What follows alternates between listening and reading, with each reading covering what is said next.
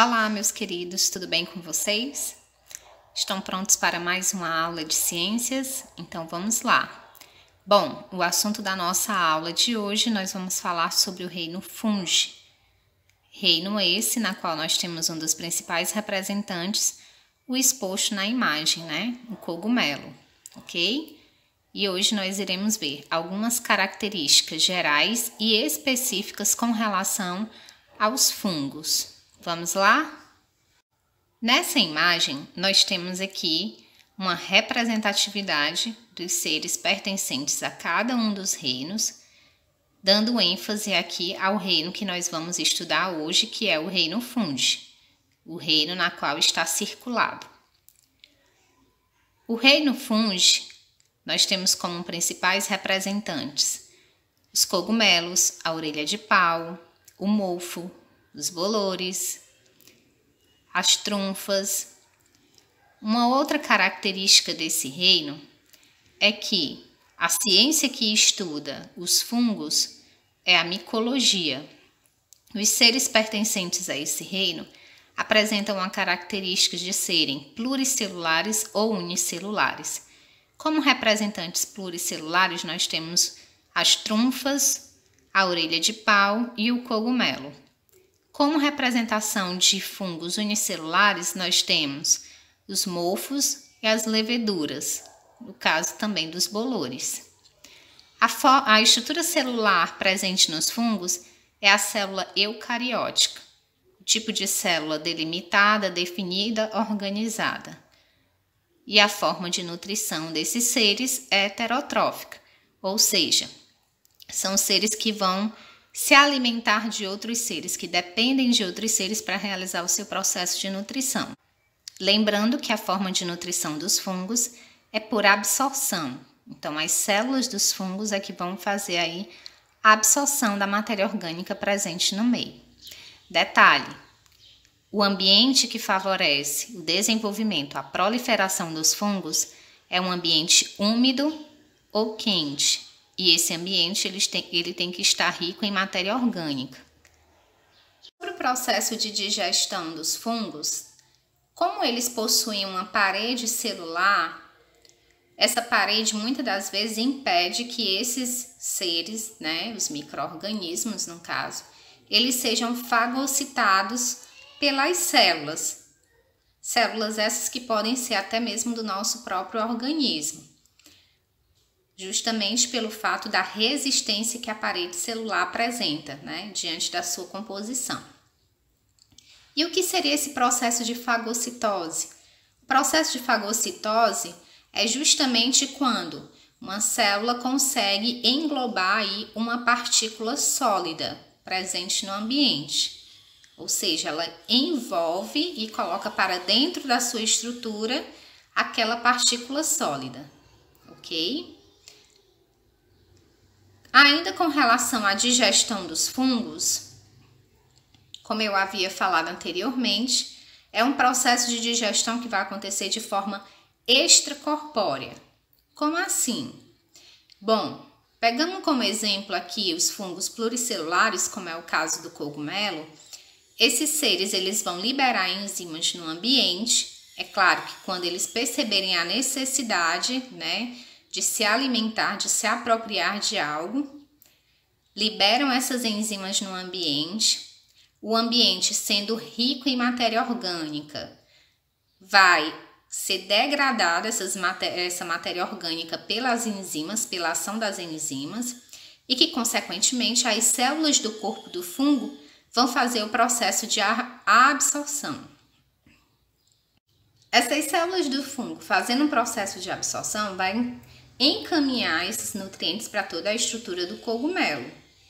Lembrando que a estrutura do cogumelo, ele apresenta extensões, né, corpóreas, na qual vão se fixar no solo. Perceba que a estrutura do cogumelo é como se vivesse um modo igualmente ao das plantas, fixas no solo. A estrutura celular dos fungos. Pegando como base os fungos pluricelulares, nós vamos perceber que eles são formados por várias células. e que cada uma dessas células nós damos o nome de hifas. Um conjunto de hifas nós constituímos aí o que nós chamamos de micélio.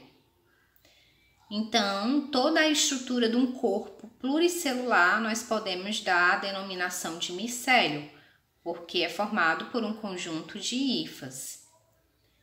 As hifas elas podem ser divididas em duas. Existem as hifas cenocíticas e as hifas septadas. Como nós podemos diferenciar as hifas cenocíticas das septadas? As hifas cenocíticas são aquelas que vão apresentar aí um citoplasma bem extenso, constituído por vários núcleos. Já as hifas septadas, quando você identificar esse termo septada, você já associa a divisão, a separação. Então, essas células, essas hifas septadas, elas vão apresentar várias divisões, separando aí, dividindo núcleo por núcleo. Nós não vamos identificar vários núcleos dentro de um único citoplasma, ok?